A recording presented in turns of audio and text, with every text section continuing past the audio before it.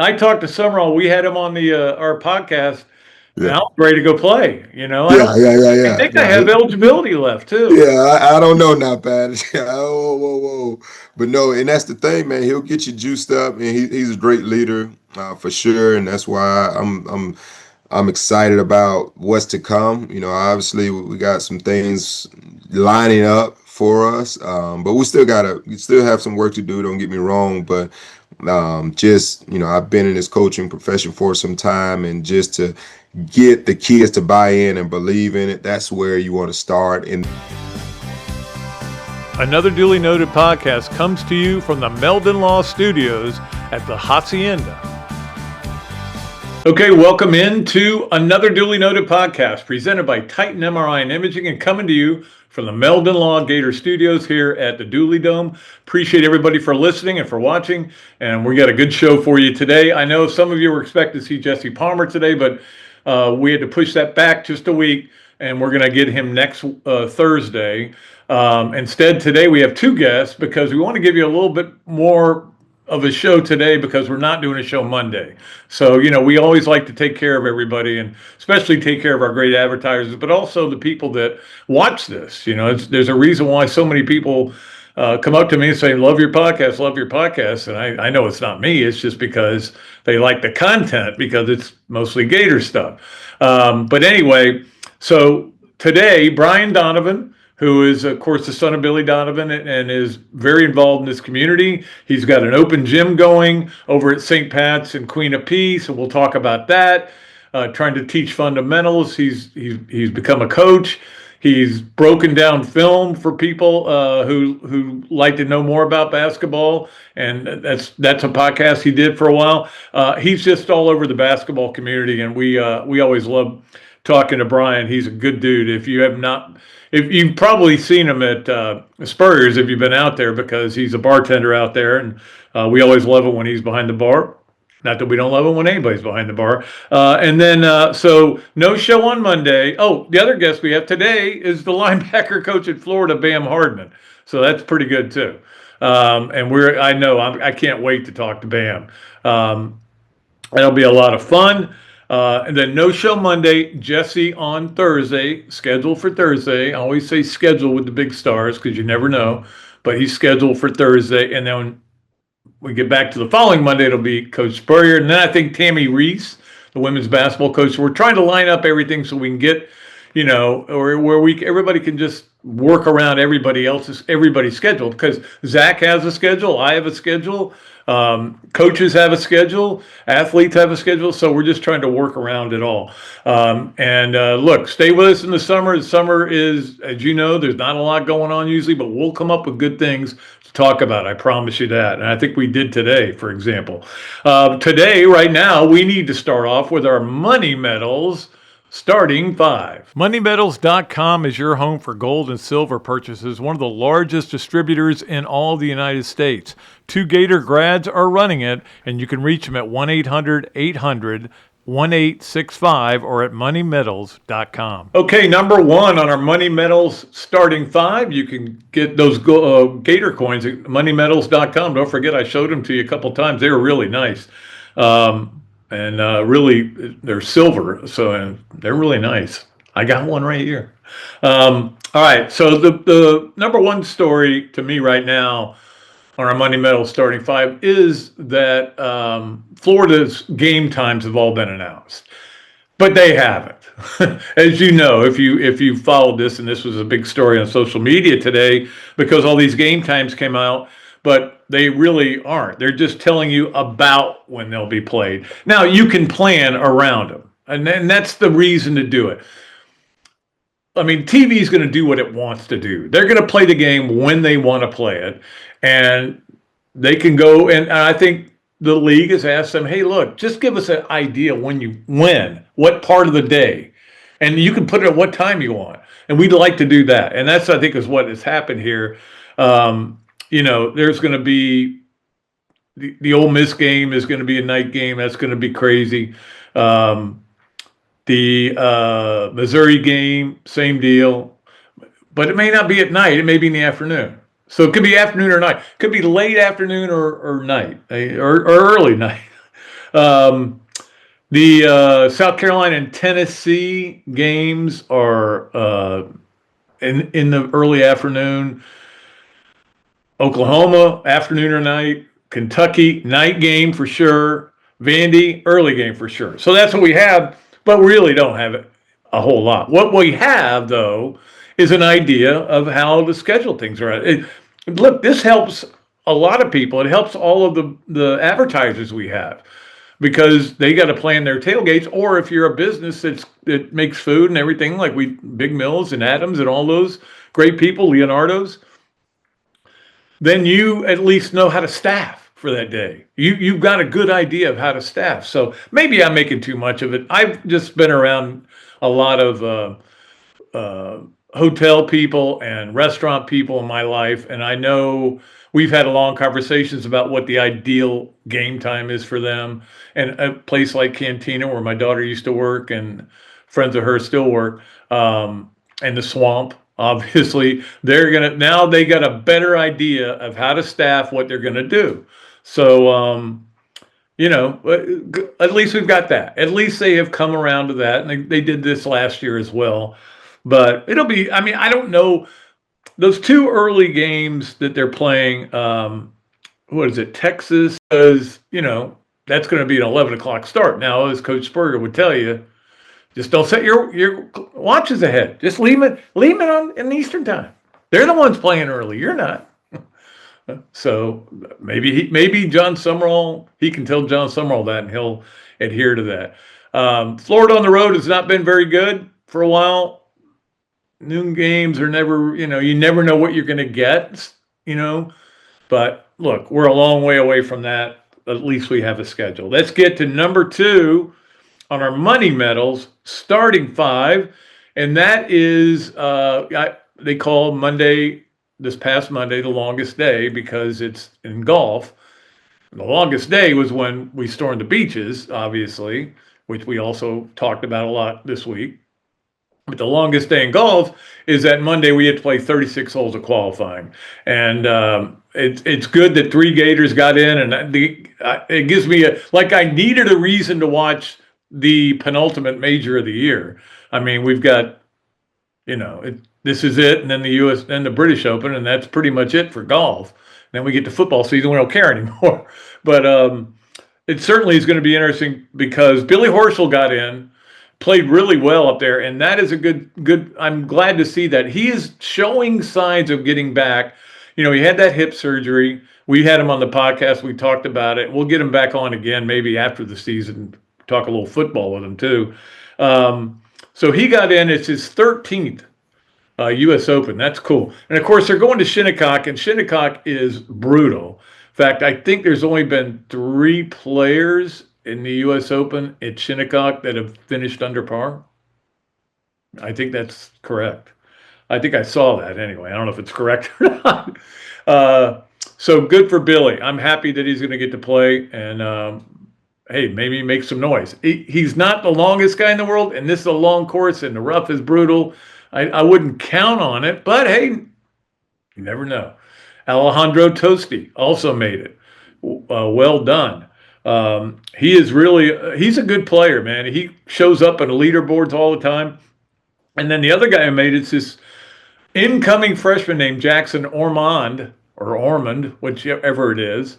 I did send JC Deacon a text about him the other day. He just had Google eyes when he sent me one back. But that's the thing. This guy is legit, man, and he's not going to be playing in the Open. He was a low amateur in all the qualifying, so that tells you how good he is, and he's a big time get for the Gators. So that makes it even more interesting, and that's it for the Gators because there's no other Gators that I saw the total field. I guess theoretically, I don't even know if anybody's playing in the Canadian Open this week. And if you won that or you finished high in that, you could move up. I don't know that there's anybody that could do that, but we'll see. I mean, I'll let you know when I hear about that. But Gators in the Open is always a good thing to talk about. All right, let's move to number 3 on our money medals, starting 5. and that is, of course, the basketball game last night. Yeah, I, like a lot of people, went to bed. The Spurs are up 29, okay? I thought it was safe. They'd scored 76 in the first half. 76 points in the first half, and you're like, this team is ridiculous. Could be a dynasty for years, as young as they are, and it didn't work out. As you know, if you got up this morning and went, what? And if you didn't see the play, OG Anunoby tips in a shot with 1.2 to go to win the game. Unbelievably athletic play. But the bottom line is they were up 25. And I said this to myself watching the game in the first half. And I went to bed about the end of the third quarter, right around there. But when you make that many threes, they were just not making every three. It was crazy. That's how they got 76 points and got the huge lead. But when you make every three, eventually they're not going to go in. It's just the law of averages. There's a reason why the three is effective, is because you don't have to make them all. But when you make them all, you're probably going to miss some. It's just, it just happens. And sure enough, what happens in that game? They're up 25, and I guess Charles Barkley was right about this, because I didn't watch the post game and I didn't watch the end of the game, and I didn't look it up because I don't care that much. But they took 8 3-point shots up 25, and that's when you're up 25, you want to take a little air out of the ball and you want to get it down low, get foul shots. No, didn't work. So I don't know. Is it over now? Feels like it. I said all along that I thought winner of Game 4, where we were, was going to win the whole thing. I know Robbie was discouraged. In fact, Robbie told me he went to bed too and got up this morning to all these congratulatory celebration things. But hey, look, we're old and you're losing by 29. You're going to go to bed. But certainly, hey, look, who knows? I mean, this is another good point Robbie made. Robbie's a Knicks fan, for those of you who don't know. In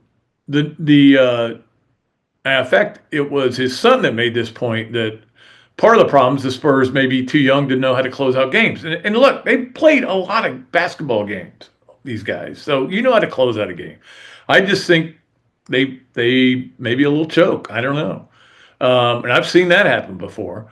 But also, it's pretty obvious the Spurs are a better team than the Knicks. Even though the Knicks are up 3-1, they have found ways, and the Spurs have found ways, in a bad way, to give them two of those games. So they could easily be up 3-1. Anyway, I don't care. Whatever happens, happens. I'm enjoying it.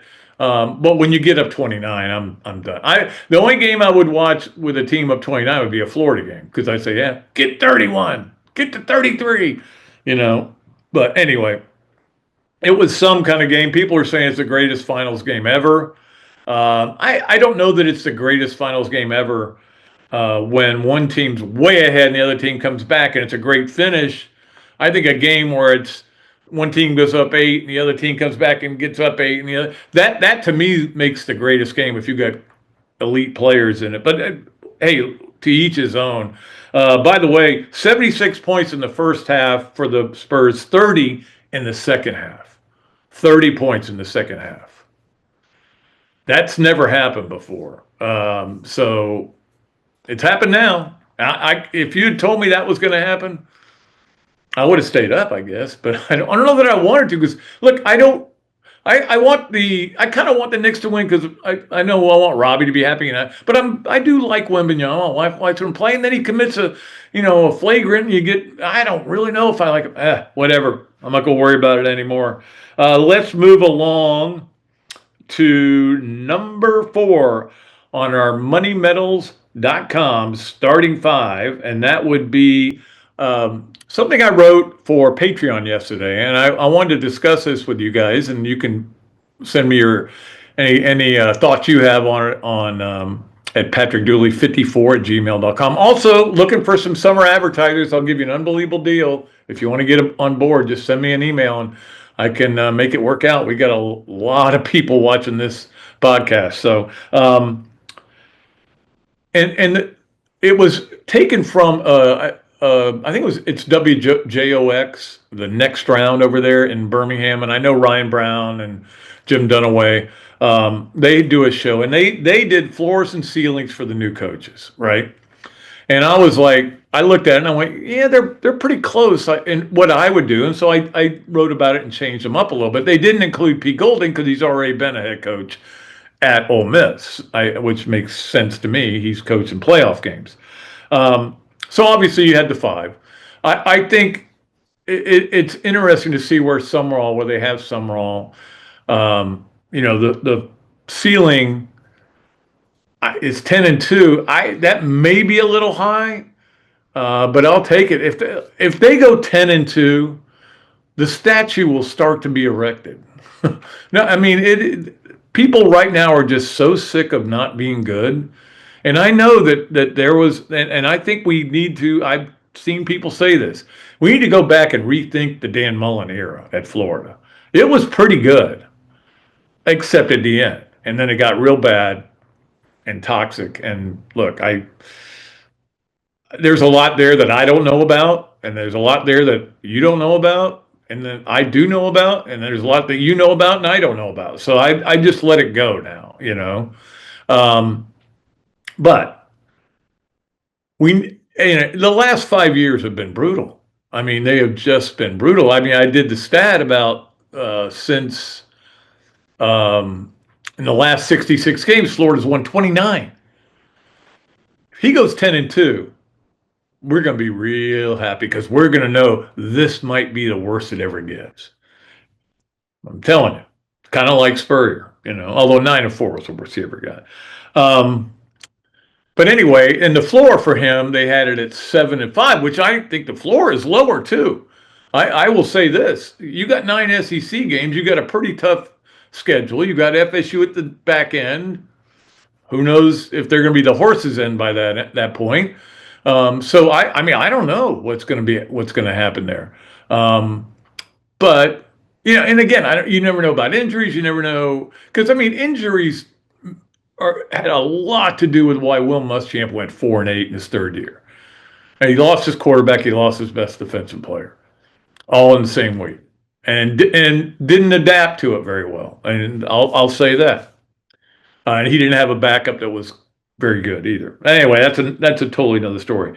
But anyway, you can go read that at patreon.com/Dooley Noted if you want to read the whole thing. But it's interesting just to think about the ceilings and floors. And these are the kind of things that are be coming at you hard and fast for about 3 months. Well, 2 months. Once we get into SEC Media Days in late July, and then you can smell the season from August 1st. So that'll be interesting. All right, and let's get to number 5 on our Money Medals starting 5. And that is that a couple of things coming out today. There is a new president, not of the United States, but of the University of Florida. Dr. Stuart Bell was unanimously approved. I don't think it's a coincidence that he, came out in favor of Gator bait. I think that, there's a lot of political stuff going on there. But I don't want to get into that part of it. But anyway, Dr. Stuart Bell is your new president of the University of Florida, and he is to be given some respect for that. We'll see how everything goes there. But he's very into sports. We'll see I'm curious to see, with all the stuff that's going on in college sports, how much of a role he'll have, an active role he'll have. He knows the game, being in Alabama. He knows how sports is. He knows football drives a bus. He probably knows we've got a lot of problems in college football, and maybe more in college football than any other sport. Maybe basketball fights it to have more problems. But anyway, and also Florida has approved, and they went forward, the trustees, with the $1.45 billion dollar renovation of the stadium. I did call Scott, and I'm waiting for a call back. I hope it's not going to come during this podcast because I told him I was going to be doing it. But I wanted to ask him, and I will ask him. Maybe I'll have an answer for you by next Thursday. What if they're going to do anything with the press box? Like the press box is fine, to be honest with you. I mean, my complaint totally is that it's down at one end and it's like a wind tunnel and all the wind comes through. But you want an open air press box. The other problem is that if you sit in the back, you can't see the screens and everything. But okay, it's just for the press. If you're good with the press box, the UAA, you shouldn't change it just because we complain. But if they are changing, I'm curious to see where they would put it, what they would do. I said this a long time ago that within 10 years, those press box seats were going to be suites, and we'll see if that happens. Got a funny feeling they might be. That's fine. And we can sit anywhere and eat free food and not pay to get in. That's the goal in life, right? All right, that is going to do it for our Money Metals starting five. We appreciate all of our great friends at Money Metals for being a sponsor here, being our main sponsor of our starting five, and we'll get to much more coming up. Now, first up, we're going to do the interview. We actually taped it yesterday. I still wore the same shirt just to give it some continuity. Bryan Donovan's going to join us, and then after that, Bam Hardmon for Yes, No Way, or Maybe as well. We got a lot of things to get to also in the third segment. We're going to have a lot of fun today and give you a lot of content here on another duly noted podcast presented by Titan MRI and Imaging, coming to you from the Meldon Law Gator studio. Give me 60 seconds and I'll show you why you should be buying silver and how to get started. Recent price spikes in groceries, healthcare, gasoline, steel, and lumber tell the story of inflation, as do raging bull markets in equities and housing. As the reality of all this inflation sinks in, investors will be acting quickly to diversify and protect themselves, their families, and their assets. That's why we're offering our Silver Starter Kit to help you get started in holding tangible wealth. This mix of our most recommended forms of silver includes 9 silver coins, totaling 4 troy ounces of fine silver. These pure silver coins have a low bid-ask spread, the difference between the price you pay to buy and the price you receive to sell. Low transaction costs are one reason Investopedia calls Money Metals the best dealer in America. Don't waste any more time. Start protecting your savings today with physical precious metals at moneymetals.com/go. You know, I got thinking the other day, some of us gained a few pounds during the Spurrier years, and then maybe a few more during Urban. And depending on how stressful certain coaching changes were, well, let's just say the scale kept moving in the wrong direction. The truth is, losing weight gets harder as we get older. Not because you suddenly get lazy, biology changes. That's why I like our guys at BMI TeleMed. They're a Florida-based medical weight management telehealth practice that helps people lose weight with personalized treatment plans, including GLP-1 therapies. But what I like is they're not just about losing weight fast and wishing you luck. They focus on helping you keep it off too. Free consultation, easy process, real clinicians. Check them out at bmitelemed.com, because if your metabolism left town around the time Urban did, you're probably not alone. That's bmitelemed.com. Okay, welcome back to another duly noted podcast presented by Titan MRI and Imaging and coming to you from the Meldon Law Gator studios. It's a great pleasure to bring on Bryan Donovan, who you guys probably know. If you've ever been to Spurrier's, you've probably seen him back there behind the bar. He does a great job, but he also has got a great camp going, an open gym camp that's going on over there at St. Patrick's and Queen of Peace, and we'll talk to him about that and also about, just about basketball in general, because the guy knows a lot about basketball. There's no question about it. Bryan, how you doing today? I'm doing great, sir. It's a great Wednesday, and thank you for having me. I don't know why my hat is on crooked, but it may just be me. But anyway, hey, let's talk about the open gym that you have going over there. You're having it Monday, Wednesday, and then Tuesday, Thursday over at it's Monday, Wednesday at Queen of Peace, right? Yes, so it's Monday, Wednesday at Queen of Peace, 5:30 to 7:30 p.m., and then Tuesday, Thursday at St. Pat's from 9 to 11. And basically, when we talked about it, yeah, it's basically I want to create an environment for kids where they're allowed to learn, play, and have fun. I think one thing I'm seeing, I've been back into coaching for a couple of months, like the atmosphere, the environment that I played in growing up, I'm sure for you too, not with basketball, but with sports in general. I feel like with social media, there's this constant pressure to be perfect. And I feel like players, especially young players, are comparing themselves to guys in college, the NBA. And like we all know, like social media is a constant highlight reel. We see the best versions of people 24/7. That's lifestyle, relationships, and sports too. So I really want to hammer home to kids that if you want to get better at sports, school, anything, you have to embrace messing up. So with the way that I coach, like I do drills, but I really reinforce playing free and not being afraid to miss shots, this and that. So that for me is the foundation goal. In basketball, it's a very simple sport, make shots, make the right reads, play hard. But I really want to reinforce that in order to get better, you can't be afraid to mess up. Well, yeah. I mean, I played. I know that when you said "and me," you didn't even know if I ever played basketball. And I Yeah. didn't play a lot right Mhm. up until about 7 or 8 years ago. But Yeah. I could shoot the three, and that's about Oh it. yeah. I was kind of like your dad. Yeah. Any driving or defense too? No, there was never No, no, just straight defense. shooting. No. Here's how I played defense. I put my Yeah. here. I wish, if I could take one thing back, when I was in high school, I was always wrapped up in scoring. If I played a little more attention on defense, I could have been a lot better. But I wanted to have the ball and I wanted to score.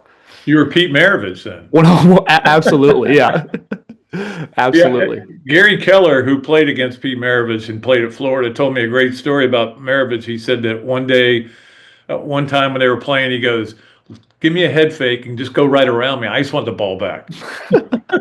And he's like, honestly, as a coach now, like if you ever see his videos, his stuff with the ball handling, passing, yeah. and shooting, like he was ahead of his time by a long way. And some of those drills he made up, like I see NBA players now still doing that. Like Pistol Pete is one of the legends.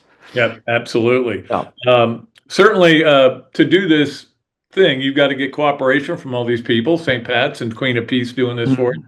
And it must be fun though to see these kids when they are having fun and they're like you talk about playing free. I've talked Yeah. to so many football coaches, for example, who say our guys have got to play free, and it's hard sometimes to get them out of their own. Yes. Yeah. And I have these conversations with parents a ton because I help out at St. Francis. So I'll coach some kids who are older, like 15, 16, and 17. Like I think if you're in high school and if you have goals to play in college, that's where you got to be a little more serious. And you got to be very intentional with how you work out, where your game is going. But if you're in middle school, like with these camps here, like fourth to eighth grade, it should be about having fun because you want your kid to fall in love with playing. And then, of course, like again, I want to have them learn the fundamentals and playing the right way. But like if for any sport, if it's too serious and too rigid from fourth, fifth, and all the way up, they're going to get burnt out. And for any great athlete, I guarantee you the foundation started with just loving playing. So my goal again is to have kids fall in love with being on the court. And hopefully from there, if your kid's in fifth or fourth grade, if they fall in love with the process of being on the court and playing, that will build up over years. So I think as a coach, like you have to understand that every age group is going to be different. Now, of course, with high school, you got to be a little more serious and you got to be honest with players. But again, with the age group that I have at Queen of Peace and St. Pat's, my focus is play free, have fun, and get better. Yeah, absolutely. And that is the way to go because look, I mean, we all have had a great time playing basketball in our lives at some point, but some you got helicopter parents you got to deal with sometimes. Oh yeah, yeah. But, that's the thing. If you can go out there and find a love for the game, that's going to Mhm. make it that much more special and that much more rewarding for you as a player. Yeah, and it really comes down to passion too. Because growing up, I played soccer, baseball, and football. And for baseball, that's a great sport. But for me, I couldn't take it at all. In our living room of our house, my mom has a picture of me in the outfield. I must have been like 12 with my glove over my face, just being miserable, just like, so it's like, I think that for like kids, like, play sports that you enjoy playing. I always say that this too, like, sometimes people want to hone in on one sport too soon too. Like, if you look at all the great athletes, LeBron James, Jordan, they played multiple sports. Jordan played baseball, LeBron played football. So like, I always tell parents too, like, maybe until they're in ninth or 10th grade, let them play multiple sports, build up that athletic base. Because the thing is, like, football and baseball and basketball, those are athletic tools that feed into each other in a very positive way. Football, playing through contact; baseball, being explosive; basketball, fluid dribbling. So, yeah. Yeah, absolutely. Well, and also you do a stuff on the kids here. The kids here, yeah. Yeah, and I know that you like to break down film, and I know where you got that from, because I'll tell you another quick story. This is about your dad, and that Larry Shyatt called him once and said, "Can you believe that game? North Carolina just hit a shot at the buzzer to beat somebody or whatever it was," and he goes, "I was breaking down film." Yeah. He was the king of breaking down film. Oh man, yeah. So that was my full-time thing there. I used to work behind the bar. We met there, but during COVID, like, that was a time when we were all kind of bored. So I started a TikTok page and YouTube too, and it just kind of took off. And it was me just kind of breaking down NBA team sets, players' moves, and it turned into a full-time thing. And I still do it now. But yeah, I just have this huge passion for, like, the ins and outs of basketball. And for me, the fun part is, like, the NBA, especially and overseas, the game every year is evolving super fast. And I'm sure, you see it also in baseball and football too. But like, with that channel there, like, I really do just love breaking down the ins and outs of what's happening in basketball. And was doing that full time for a couple of years. But what really drove me back into coaching was just the having an impact with people, because I do love the work of breaking down film. But the thing is, like, when you're doing that full time, you're at your desk all day, 6 to 8 hours. Because if you want to do that, you got to be totally locked in. So I kind of had this, decision to make, where, like, okay, do I want this to be my life full time? And the answer was no, because I do love the film side, but again, I'm learning my passion is having real impact with people. Because the best part about sports, especially team sports, it's not the actual games and practices, it's the people. Like, growing up, all of my childhood friends I met through basketball, so that's what really pulled me back into coaching. It wasn't really the on the court stuff, it was really just being around people. Yeah, I was wondering if like, because your dad is so well known and everything, and is such a basketball junkie. Mhm. We all know that. Anybody who's been around him knows how much he knows about basketball. Yeah. Did it ever make you want to do something different, or did you mentally start thinking, I don't know if I want to do the same thing? I was really, yeah. So when I was growing up, I was sold on wanting to coach in, like, college, the NBA or something. And I think my perspective on coaching was kind of sheltered, because what my dad had here at Florida was so rare. Having the same, job for 19 plus seasons, and you kind of grow up and you see, okay, coaching, like what he had, was super rare. Most of these guys are getting fired. They get a better job. They're constantly moving. They're bouncing around. So I think what pushed me to what I'm doing now with the camps, the content work, to where I want to create a stable foundation. So when I do have a family and kids, I don't want to have to be picking up and moving every couple of years. And I do think that that's where I'm very blessed that I have a home here in Gainesville, because I was here my entire life. From when I was born to 17, I think my last year of high school, my dad got the job with the Thunder. And that was a great time. But like you imagine though, like it was easy because I still had the roots here. But there's so many coaches' families where every couple of years it's this vicious cycle where either you lose, you get fired, and you have to move, or you win and you get a better job and you're also moving too. So you see so many people just have this vicious cycle of just constantly bouncing around. So I do have a passion for coaching. I want to coach, but I think that going forward, I want to make sure I have a stable foundation too. Yeah, absolutely. And obviously, I want to talk to you too about what's going on at Florida right now Yeah. with what Todd Golden has been able to create a culture that Oh is man. Yeah. obviously, and of course, NIL comes into this too. Yeah. But he's definitely created a culture that's been great. Yeah. And I mean, what he's done on the court, I love too, just because what he's doing, just from a bird's eye view, it's like we're going to hammer teams on both ends with size and rebounding. And forget about the guards now. Just returning Ruben, Condon, and Tommy Howell, like we're already in the mix off the bat there. And you're seeing it in the NBA too. Like sometimes with basketball, it's just a rock fight. It's who can get the most boards, who can get the most stops. And I just love the way he has with the Gators. Their floor is so high. We could shoot the ball bad from three, have an off night, but because of that size and the rebounds, we're going to be in every single game. Yeah, it's kind of I don't know what happened to them in the NCAA tournament. I was there for the game, and it was certainly Yeah. tough. But I mean, look, hmm I just think that team had a hot night and they made the last shot. I mean, and Yeah. didn't, and that's what it came down. And like that's the thing about college basketball, and even like because I'm a big fan of football. I don't know the game that well, but those games are so much longer, and you have time to make adjustments and change. But with basketball, like any given night, any team can win. And in March, like it's just tough. You know, you're in a big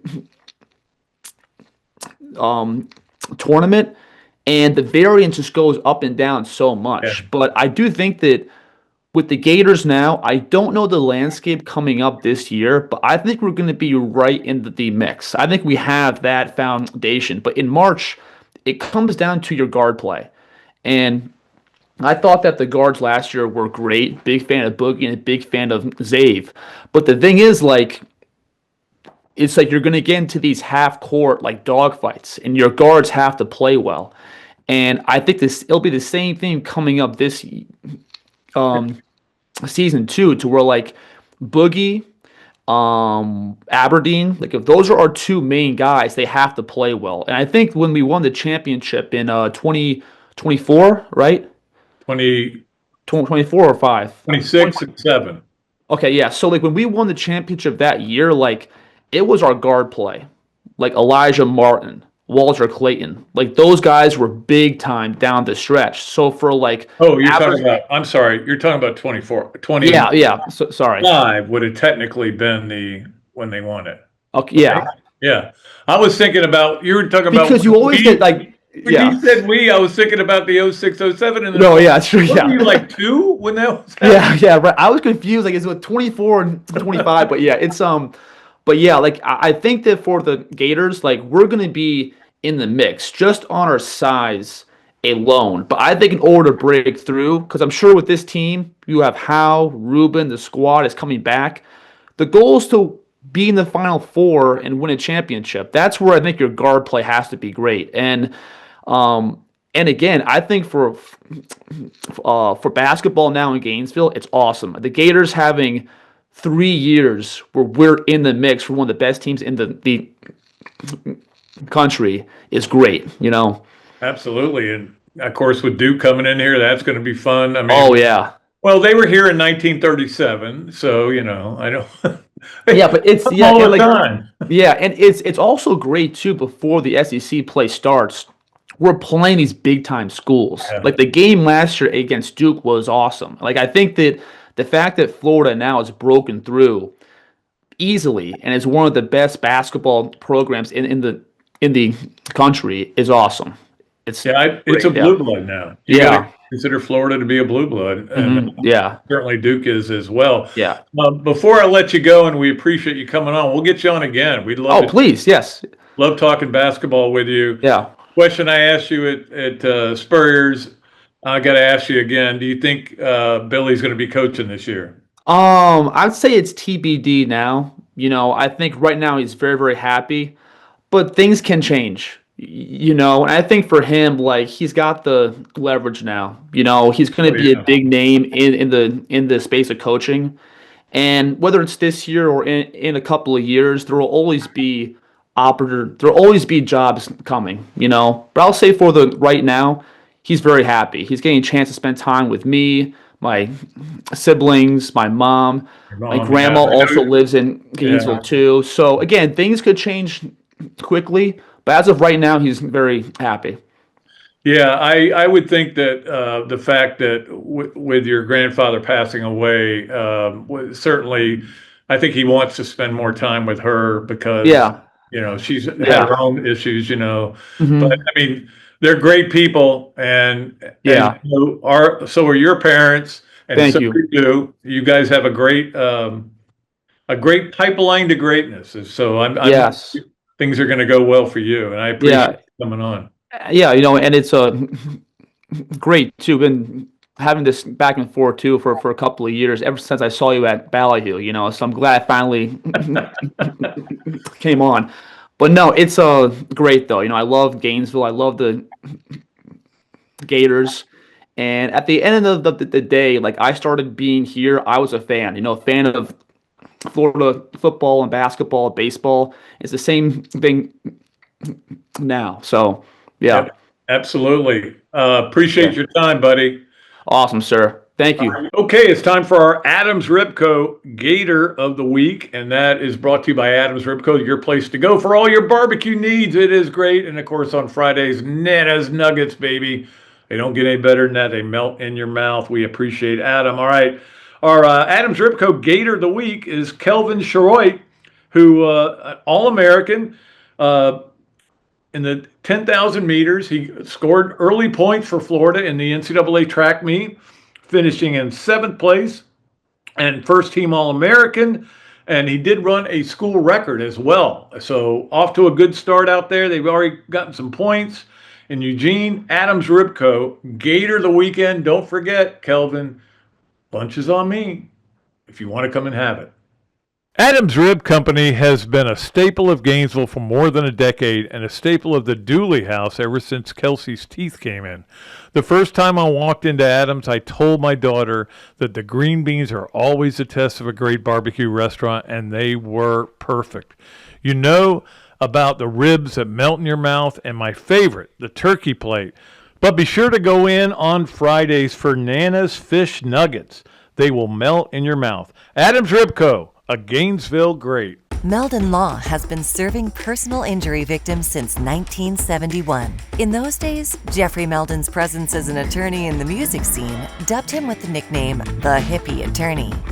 And although times have changed, two things haven't: our commitment to bettering our community by helping the injured, Albert, are you ready to go to the game? And our love for the Florida Gators. If you bleed orange and blue, Meldon Law is the firm for you. By now, you heard about the Florida Legends Experience and Gala, featuring Gator Heisman greats Tim Tebow, Danny Warfel, and Steve Spurrier, all in one place at Spurrier's Gridiron Grill. Imagine catching a pass or taking a handoff from a Heisman winner, all while supporting Isaiah 117 to help provide safe, loving homes for children in need. Then enjoy an unforgettable evening at the Gala, filled with great food and lasting memories. Don't miss this historic event. Find out how you and your business can get involved at fllegends.com. That's fllegends.com.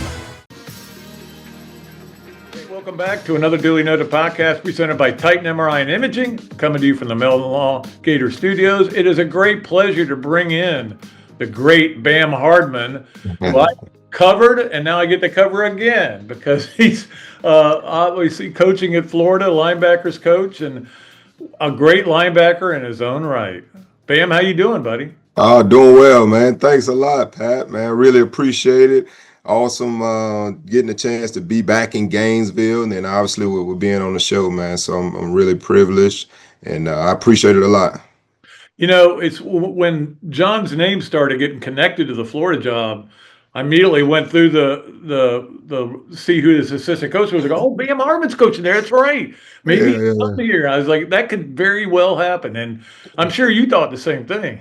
Yeah, I did, man. It is very unique because even once his name came up and once he actually got hired, everyone's texting me like, "Oh man, congratulations!" I'm like, whoa, not congratulations to me yet, anything like that. Because at the time we were, knee deep in the trenches of trying to make a playoff run at Tulane, but Coach Summerall, it all worked out for him, and his name was pretty hot, and he got the opportunity to get the job here at Florida. And so everyone's texting me, congratulations, like, hey, man, we're getting ready for a playoff game. I think it was either playoff or our championship game, I think is actually what it was at that time. So we're getting ready for our championship game, and I'm like, nah, we're getting fired up for the game that's coming up this week. So, but excited about it for sure. But when you went home, you told your wife, we might have. Well, she was a little dialed into it as well, and I told her, and I told her that things were shaking up over in Gainesville, and head coach had gotten a nod, and she's like, well, I don't know, like me either, but we got to try to win this game this week. So she was all on board for it. And did you meet her at Florida when you were in Florida? I did. Met my wife in Florida as well. But the ironic thing is she's from Jacksonville, where I'm from as well. We're the same graduating class. We went to different high schools, but we didn't meet until the campus of University of Florida in Gainesville. And then another unique thing is I actually proposed to her on campus. I guess it would be 2007. I proposed to her on campus over here, and then we went to a game and. So it's a lot of history here in Gainesville with our relationship. I got to know the circumstances and the location of this proposal, though. Where exactly was it on campus? So I did it. What is the set called over there on? I don't know. What's the actual name of it? What street it run into? Where the bus station used to curve around the road? Oh yeah. What's that area called? I don't know. I don't know what it's called. Yeah. I know where you're talking about, though. Yeah, we used to always just hang out there on the stairs when I was here. We call it the set. I don't even know what's the real official name for it, and that's where her and I used to always see each other kind of between classes. And at the time, it was just a, hey, how you doing, and everything like that. And then, so like I say, 2007, we came in town for a game. I forgot who was playing, but it was on that Friday that I actually took her over there and proposed to her. Went down on one knee and did it there, and then we enjoyed the game that next day. So it was pretty cool. I'm guessing Florida won because that was a Tebow year. So yeah. They definitely did. They did. I forgot who they played. At that time I wasn't really locked in on it. It was homecoming as well, so I wasn't totally locked in on everything that was going on outside of it. But because for one, it was my first time really coming back on campus for that, my first and I guess last time for a game being on campus since then. I hadn't been on campus, but I've went to a couple other games. But so I was kind of all over the place with the whole proposal because at that time I was still in Jacksonville, and so to come in here and to try to figure out, what's the perfect scenario, because people were walking on campus at that time as well. It was on that Friday evening, so it was pretty cool. Yeah, and that's pretty cool though, especially that you proposed to her on homecoming. Oh yeah. And then now you're coming home again. Yeah, now I'm coming home. We're here together, so it's been good. I'm excited. Let's talk about you when you were playing, and you and Mike DeTeo, were the dynamic duo. I'd love to talk about you guys, how good you were on defense. And I don't know, you hang around with Mike at all now? Is he happy you're back in town? I do. He's from not far from Gainesville. Archer is where he's from. So he coaches over at a high school at Williston now. So I get a chance to see him in my recruiting path for sure, being a high school coach and me being in college coaching. But we hang out often. We were supposed to watch the basketball game last night, but I kind of got tied up and and fell asleep really because I thought it was over, but lo and I behold, did too. yeah, yeah, I woke back up and I'm like, oh man, this is a game. But yeah, me and Mike, that was my college roommate. So we came in, we were roommates together. That freshman of ours, that summer of our freshman year, and we've been pretty close ever since. To be honest with you. Yeah, I was talking to, I think we had Kenyatta Walker on the other day, and I was talking to him about what it was like for him when the Spurrier announcement came down. Yeah, Uh, and for you guys, I mean, that had to be, I mean, you were getting ready to go to your senior year, and yeah. but Spurrier's walking out, so that had to be tough for you. It was, that was coming off of a bowl game against Maryland, if I'm not mistaken. Right. And we got the rumors, because that's normally how it happens. At least at that time, it wasn't a whole lot of social media, but you hear the rumors and Spurrier's leaving and different things like that. And so at that time, I'm like, what's going on? And then that's kind of capping off, obviously, our season. So it's a lot of dead time within that you're trying to really figure things out because you're a little detached from everything that's going on. And so once you figure things out, that wow, he's actually leaving, then I'm like, well, I wonder what's next for me. So but it worked out, and he, we had Coach Zook come in, and finished up a senior year here at Florida. So it wasn't the best season for us, to be honest with you. But Spurrier, I still respect him. See him a lot more now. Obviously, going over to the restaurant here in town, and he's tied in with recruiting and around the program. So we get a chance to share quite a few stories together. Yeah, right now, Gator fans would take a Zook here. They would take an 8-4. They would go, "Hey, we're good with that." It's been a while, it's and that is what you're. I mean, obviously, part of your mission is to Yeah, get turn things wake around. up the beast, right? No doubt, no doubt. And I mean, you Yeah, guys are yeah, doing it on the recruiting trail. I mean, I know you can't talk about specific recruits, but I mean, we just keep seeing the goods coming, the yeah. good, and it's really been good. Yeah.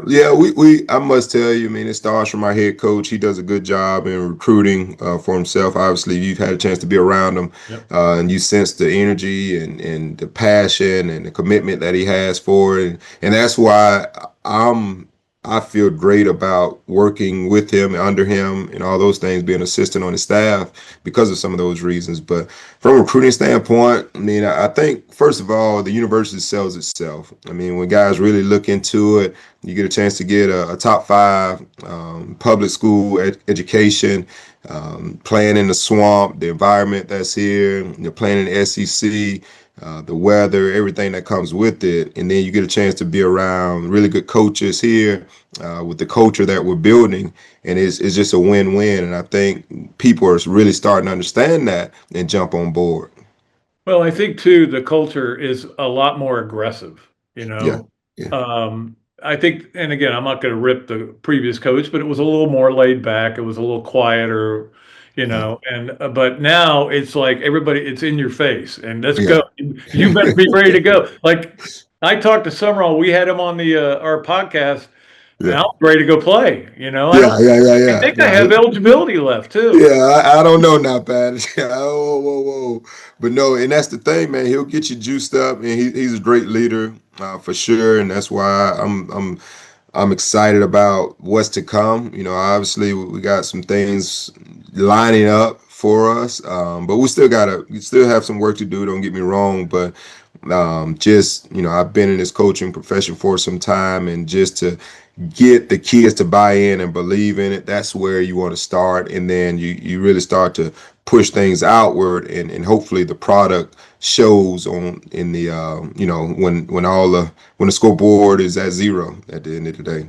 Yeah. How did you get first? I mean, what made you want to be a coach? Was it when you were in the NFL there for a while? Or Yeah, well, kind of. Yeah, it was one of those things. First of all, I never imagined I really wanted to be, a college coach, professional coach, or anything like that.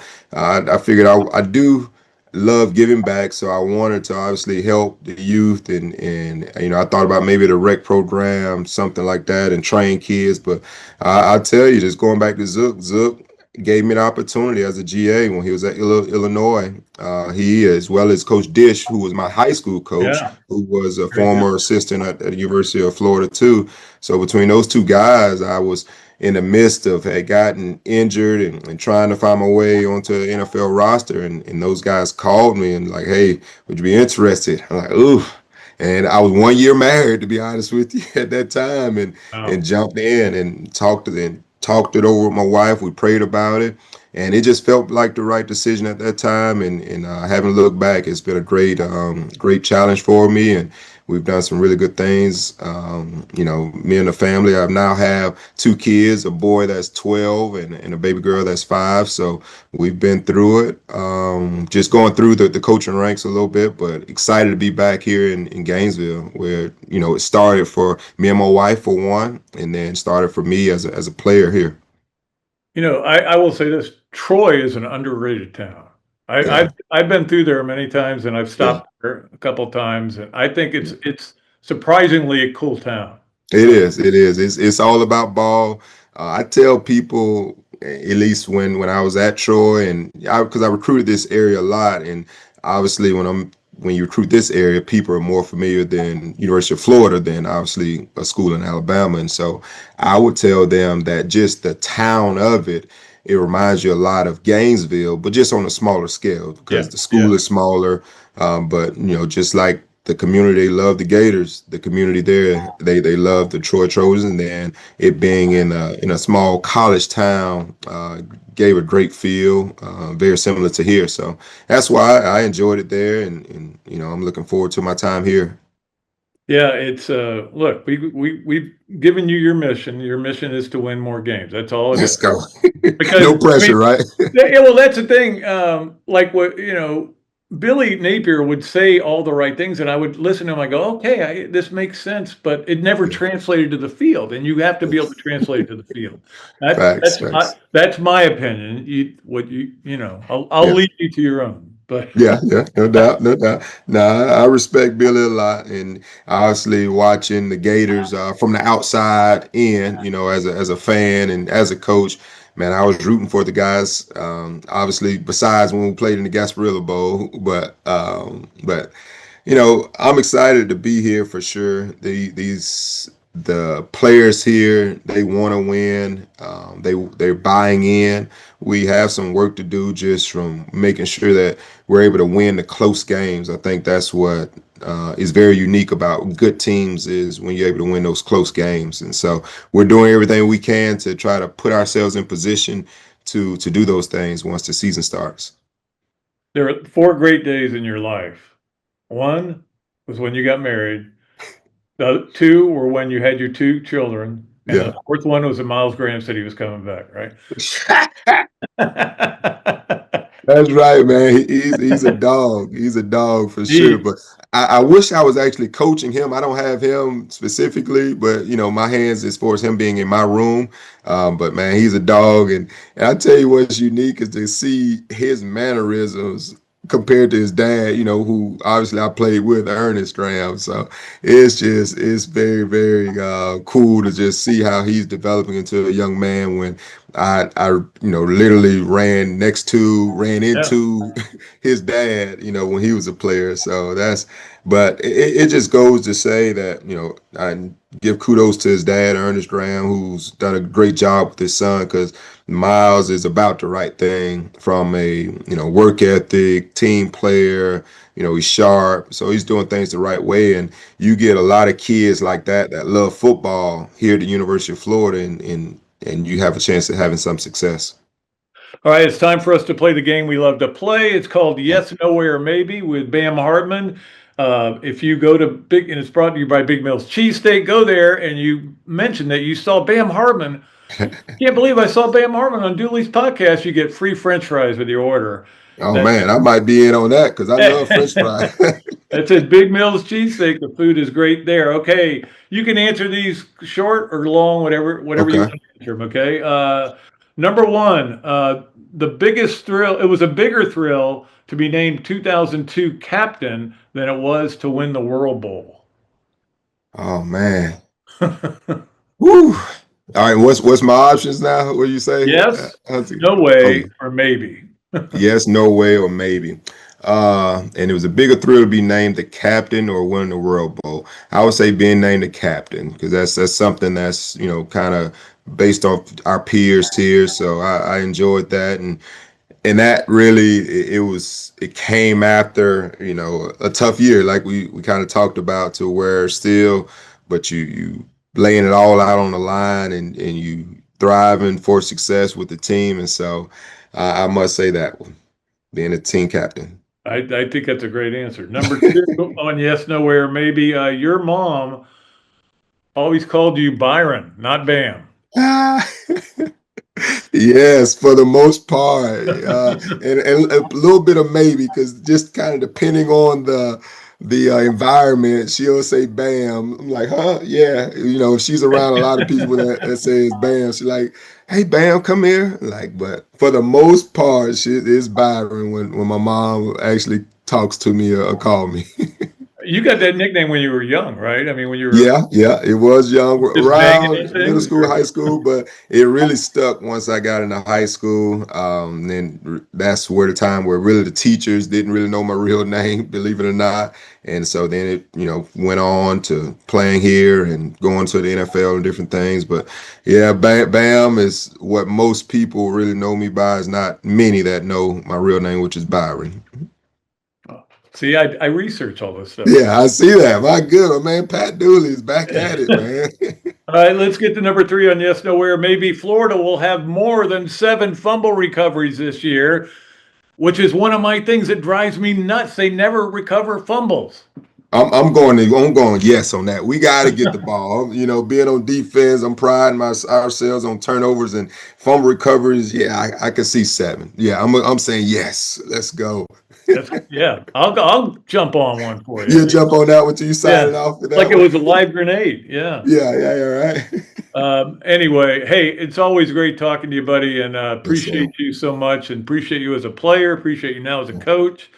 Mhm. Everybody's rooting for you. We want success for this program, and we, as an alumni, I feel No strongly doubt. that too. So, No doubt. Man, well, I want to say I appreciate you, man, definitely for all the things you've done over the years. Obviously, I don't know all the behind the scene things, but just for your support and all the things you've done for the Gators. So kudos to you, and I give you your flowers at this particular time for oh, sure. you're a sweetheart, man. I appreciate you. Okay.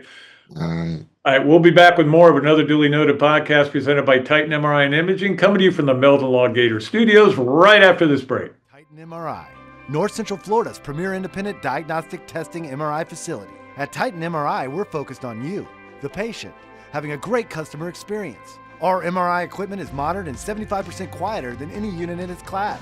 And our MRI unit has one of the largest openings of any of the newer high-strength MRI units, which allows comfortable scanning for potential claustrophobic and larger patients. At Titan MRI, we look forward to serving you. To the Swamp and the Gators, with the best beverage served at Spur's Gridiron Grill, 100% agave, Los Landeros tequila, aged in bourbon barrels for a smoother taste. I think you mean Head Beer Coach 1966 lager, a crisp, light, bodied lager for easy drinking. Nope. Los Landeros tequila, smooth enough to drink neat, bold enough to elevate a cocktail. 1966 lager, enjoyed on game days in the fall or whenever you need a winning cold brew.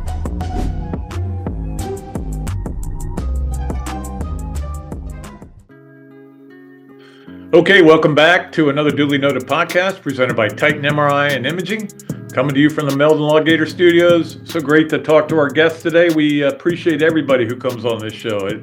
I know I can be a pest. Hey, are you still good to come on the show? Oh man, forgot. And look, I'm reaching out, and anybody who ever calls me and asks me to come on their show, I'm all in. Happy to do it because you want to get pub out there for this podcast and for all the other stuff I do, Main Street Daily News and stuff. Working on that right now, actually. I got my 4 questions already done. It's a surprise guest. All right. Let us go ahead and get to our Hesser and Kipke Three things. Hesser and Kipke, with over 50 years of combined legal experience in North and Central Florida, Hesser and Kipke is your place for bankruptcy, workers' compensation, and family law. Call or text Ken and Jennifer at 352-339-9920, Hesser and Kipke. All right. Well, number one on Hesser and Kipke, three things, is the World Cup. It starts today in a couple hours, actually, not long after we get done with this. So I'll probably flip it on for a while. I think it's second TV worthy, or you put the second TV up and you'll put it on there. I think most of the matches are on Fox. We'll tell you when the USA plays and what channel it's on in a little bit. And that's what we'll limit it to. Look, until we get to the semis and everything like that.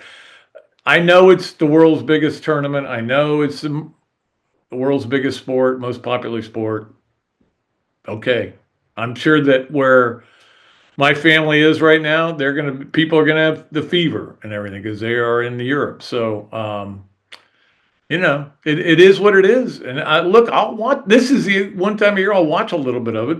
And I think that it's going to be interesting to see how all the politics and, like the Iranian team can only come in, play the game, play the match, and then have to leave right away, stuff like that. And you're like, well, I don't know. I don't know, man. Look, everybody has their opinion on what's on soccer. Everybody has their opinion on politics. I just want to watch sports. That's me. That's just the way I am. But hopefully we get to watch and enjoy it. I mean, look, don't think the USA team is going to do anything special. I hope they don't get embarrassed. I hope they get out of the first little quadrant. What do they call those? The pools. I hope they at least get out of that. And that's from that point on, who knows what's going to happen. Like I always say, our best athletes are playing football and basketball. They're not playing soccer. Now people will start yelling at me and tell me I'm out of my mind, but that's okay. All right, let's get to number two on our Hesser and Kipke three things before I make all of the soccer heads mad at me. And that is the story about Tarek Skubal, who is ready to pitch. Now, if you don't remember, when Skubal got, of course, you're talking about the reigning Cy Young winner, shelved with an elbow injury. And you're thinking, he's out for 3 months, 4 months. Well, no, he's back in a month because they have this new procedure called the nanoscope. He's the first one they've used it on, although Blake Snell also got it done afterwards. And he's back in a month, and he's got high velocity. He dominated in his one minor league start. And now the question is going to be, where does he pitch? Because obviously Detroit wants him to be pitching there, but they're also not really playing that well, and they may just be willing to, if they can get somebody to eat some of the salary, there's a lot of talk the Braves could get him. I sail and Skubal and pray for rain, baby. That'll be fine with me. But who knows? Somebody else may swoop in. The Phillies are starting to make noise now that they got the right manager in there, I guess. It'll be interesting to see what happens with him going forward. But August 3rd is the trade deadline. So it's going to be pretty hectic over the month of July, trying to figure out where he is going to end up. And let's get to number three on our Hesser and Kipke three things, and that is the College World Series. Also begins this weekend, tomorrow. Friday, we'll give you the game times a little bit later when we get to our swamp games of the weekend. But I'll watch a lot of that. I will watch it. And somebody could say, how can you not watch the biggest sporting event there is? And you can watch college baseball. Well, because I can. That's what I am. And this is why I have 3 TVs in here, so I can watch them all at the same time. Although actually, probably watch a little bit of it. I don't know who to root for. I've been trying to think about it. And I went through it. There's 5 SEC teams, but I don't know that I want AM to win. Well, LSU's not there, so I don't really know that there's any real dislike for any teams that are there. Maybe Georgia, just out of habit. But I kind of like their team. I like watching them play. So do I root for Troy? Do I root for the underdogs, teams that have never been there? Troy and West Virginia. Well, they're playing each other. So right away, I think I'm going to root for Troy to win that game, and that's as far as I'll take it. And then from that point on, I'll kind of let the game dictate itself. And whatever's happening, I'll go, yeah, they're down 3. I want them to win now. Again, we usually have a dog in the hunt of some kind, either in negative rooting or positive rooting. This year, I don't know that we really have that. Maybe Georgia, you can make that argument. So that is our Hesser and Kipke 3 things thanks to Ken and Jen. And I did get a really cool picture from Ken walking across the crosswalk at Abbey Road. He's over there. He was over there as well. Everybody's in Europe except me. Chris Connor, my friend Chris Connor's over there. He sent me a really cool picture of this place called Sully's. And I sent it to Coach, and he loved it. He started laughing about it. All right, let us move along to our Leos of Millhopper quick pick. And I told you guys last week that, hey, we need more qualifiers. We don't have enough. And so we did. We got a bunch. And because a lot of you not only answered the call, but got a lot of them right. So we've got 42 in here now. We only had about 20 before. So we got 42. That person will win not only a $25 gift certificate at Leonardo's, and you also get a free month subscription to Patreon. If you're not already a member, we'll send you a free one, or you can send it to somebody else if you want. And then also we showed you Monday the neck wrap that you put and you sleep on the plane. It's really cool. My wife has one right now, and she's on a plane, so I know she's enjoying it. And we'll give that away. It's orange and blue. It's got Gator on it. It's officially licensed. So man, I'm gonna have a lot of stuff to put in that bag. We need to pick a winner. So we're gonna do what the cops will tell you to do. You got to count from 20 to 62. Backwards. No, we're gonna make Zach pick one out. 20 to 62, somewhere in there, in that mindset, in that frame of mind, Zach, pick a winner. So somewhere between 20 and 62, huh? Let's go with 43. 43. Whose number is 43? Glenn Cameron is 43. Well, the one that I always think of is Troy Polamalu. Oh, yeah. That's definitely right him on. He should have had a single number. All right, let's look at 43, and that would be Lee Earl. Lee Earl is our winner.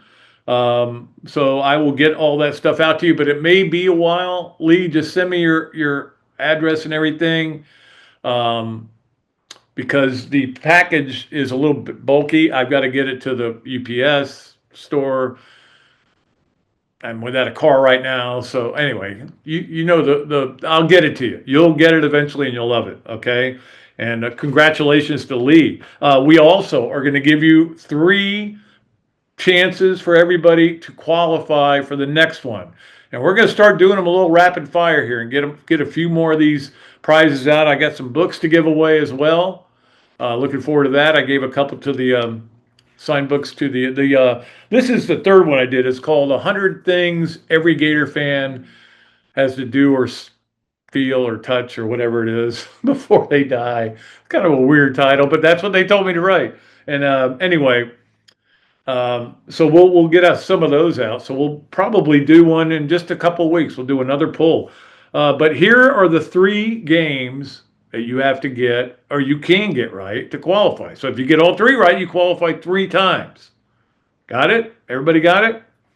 These are all Saturday, I believe, right? Yes. These are all Saturday games. Okay? Alabama, Oklahoma baseball, Georgia, Texas baseball. Those are the 4 of the 5 SEC games teams are all playing on the same Saturday. And then Knicks, Spurs, basketball. Pretty simple. Tide, Dogs, Spurs, or the opposite. Whatever you want to do. get them into patrickdooley54@gmail.com, and we will make sure we get you a great prize down the road. We're giving a lot of prizes away. We're trying to have a great summer. We want this to be the summer of another Dooley Noted podcast, not the summer of George, not the summer of love, summer of ADNP. That's the way I write it down every day when I get ready to do my script. ADMP. All right. So that is our Leonardo's and Millhopper. That's our quick pull and another contest getting started for you guys out there. Let us move along to our BMI TeleMed. Smart move of the week, brought to you by our friends at BMI TeleMed, your weight loss specialists. Achieve and maintain. 727-383-1677. Work for me to work for you, and you can get a discount on your order if you mentioned that you heard it on another Duly Noted podcast. Summer of ADMP, don't forget. BMI TeleMed smart move of the week is the Chiefs. I'm giving the Chiefs a lot of credit because I wondered what with Mahomes having his injury last year, and they've got Kelsey maybe retiring. Where are we going here? And they all made that move to get Walker from the Seahawks, which is a smart move.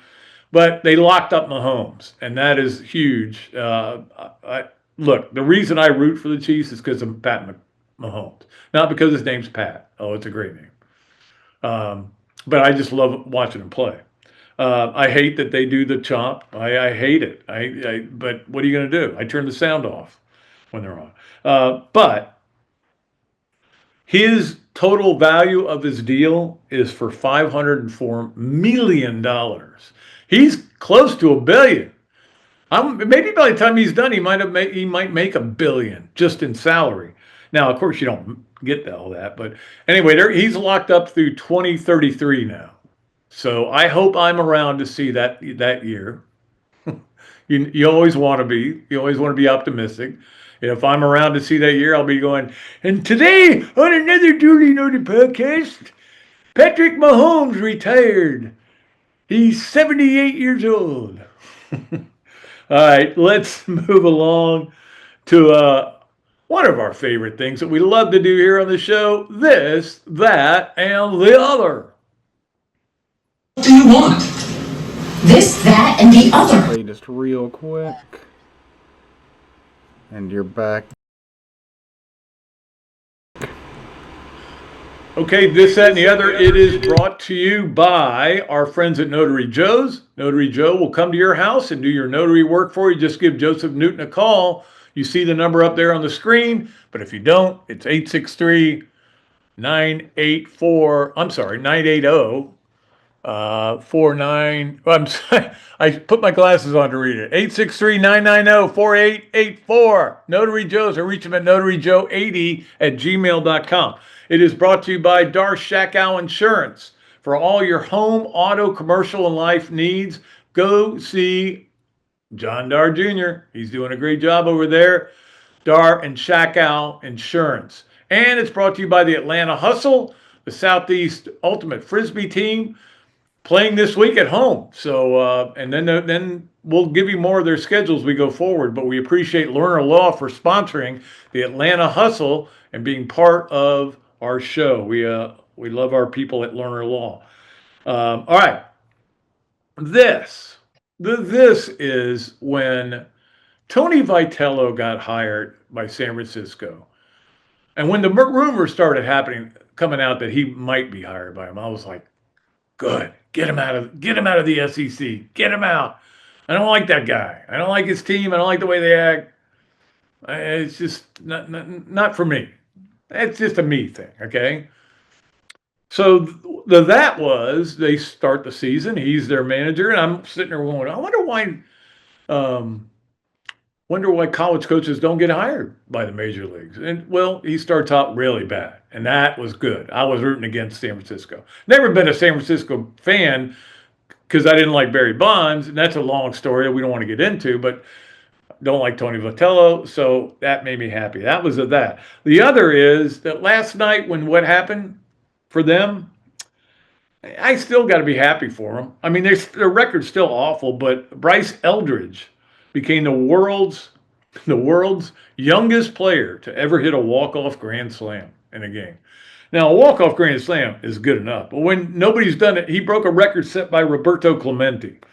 That's a pretty good record. Any record you break that was set by Roberto Clemente is a good record. So for one day, I could be a Giants fan, but not today. It was yesterday. All right, that's a this, that, and the other for today. Let us move along to our Gallo Sponge of the Week, Gallo Car Wash, the place where we get all of our cars washed. And we appreciate Gallo Car Wash. They do a great job over there. Well, the Sponge of the Week, I don't think there's much doubt about this, and I saved this for near the end, is Brendan Sorsby. This whole thing with him getting, and we talked about it Monday because the ruling had just come in that he got an injunction to play. Look, it's going to be like Bediako. He's going to hear it everywhere he goes. I think it's tougher in basketball because they're right on top of you, but football, you're still going to hear it. He's going to be made fun of. He's going to be mocked. There's going to be people, doing things in the stands that are. It is what it is, and that's what you signed up for, and that's what Charles Bediako signed up for. I don't know that it's over, but it feels like it's going to be over. But I will look at the positive of it. We have a new villain.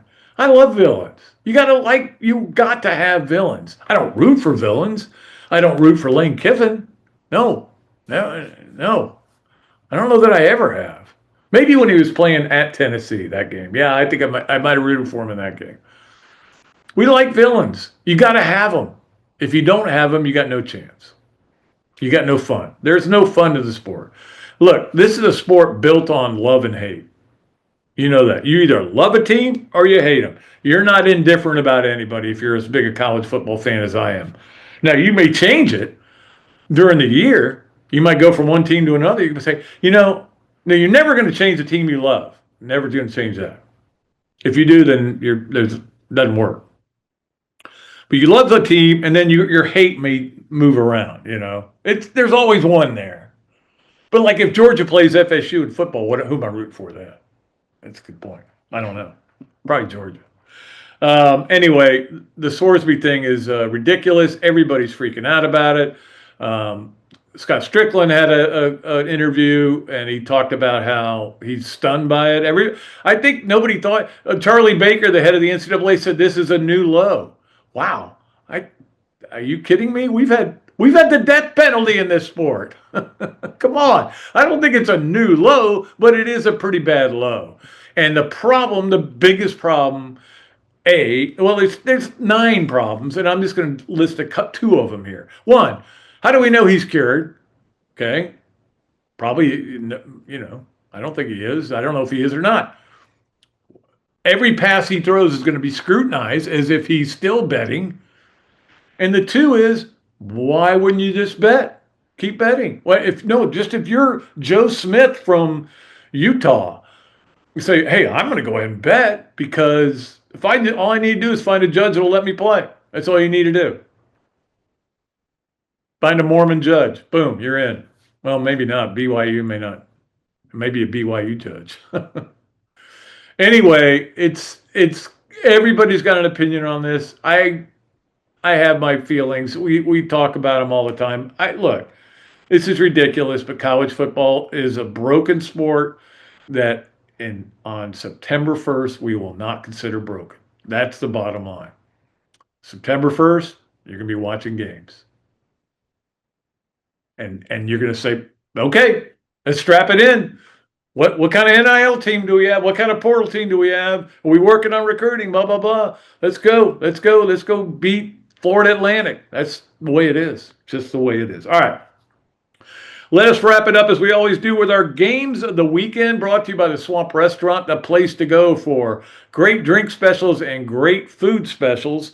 It is unbelievable there at the Swamp, and it's the place to go to watch all these games I'm going to give you. It starts with Saturday night, which is at New York at San Antonio. They get 2 days off because they're changing cities.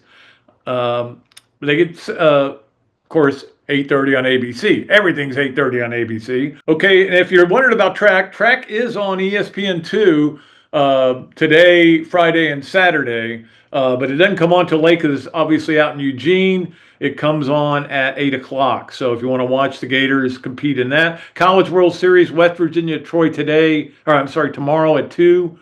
2 o'clock, I'm sorry. And then you have the other game, Ole Miss, playing. That's at 7 on ESPN. And then Saturday, Alabama, Oklahoma, 3 o'clock on ESPN. Georgia, Texas, 8 o'clock on ESPN. Those are those games. Sunday, you have a 2 p.m. game. We'll see what they'll be playing Sunday at 2 o'clock. We just don't know who's going to be playing.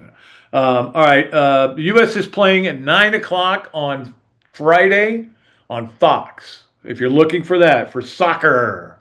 That's a soccer. We're going to give you the U.S. games until we get closer to the end. I'm not going to give you every. I mean, it's 48 teams. I'm not going to give you every game. Baseball Saturday, Philly at Milwaukee, FS1 7:10. Sunday, ABC Cubs are playing at. Can't read my writing. Giants. I'm sorry. 3 o'clock on ABC, and then the Texans are at Boston at 7:30 on NBC. Not sure that's worth watching. Not the Texas, not Texans. All right, that's going to do it for the show. Appreciate everybody for listening. We'll be back with another show a week from now, a week from today. One way or another, we'll have a show next Thursday, all right? No show Monday. Until then, I am Pat Dooley. I am deep, I am way back, and I am out of here.